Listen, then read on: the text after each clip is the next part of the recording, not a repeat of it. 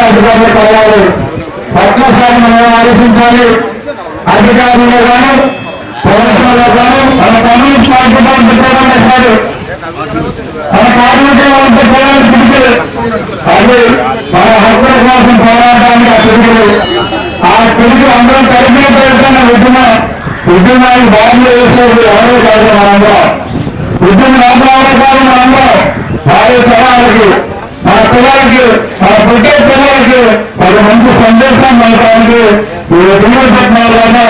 ఈరోజు వరకు మంత్రిగా కూడా ఒక మొత్తం చేస్తారని బలవాలేదు మన హక్కు సాధించుకున్నామనే పట్టణ అందరిలో కలవాలని సిద్ధపడినామా ఇంకా ఇంకా ఇంకా ఎక్కువ మంది పాల్గొవాలి ఒక 3 గంటల మంది కావాలి పాల్గొవాలి ఇంట్లో పడుకునే కార్మికులు ఏమంటే బయట మాట్లాడే కార్మికులు ఏమంటే మన పిల్లలు పరిస్థితి ఉంది ఎందుకు వేరు భవిష్యత్తు పాడుతున్నామంటే మనల్ని ఎవరికి అందరికీ వినిపించాలి ఎందుకంటే అధికారులు వినిపించాలి నాయకులు వినిపించాలి దొంగలు వినిపించాలి అక్కడ కటాంకాలు వినిపించాలి మన పిల్లల్ని చేసుకున్నటువంటి పెద్దలు వినిపించాలి ఇదంతా కూడా రాబోయే తరం కంటే మన తీరాన్ని మన బయటకు బతుకుతాం. తీరా నుంచి మన బాగా రావడం,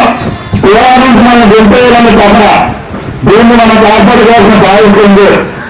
పది సోదరులు అందరికీ నడుస్తూ విద్యార్థులు మన పేపలకు కూడా, పెద్దలకు కూడా, చిన్నలకు కూడా, బంగాళపేట అలాగే అనేక ప్రాంతాల్లో చేసినటువంటి మన వర్తక సోదరులు నాగోపాలం, అన్నవరం, ఋషికొండ, విశాఖపట్నం అలాగే విజయపేట, పేట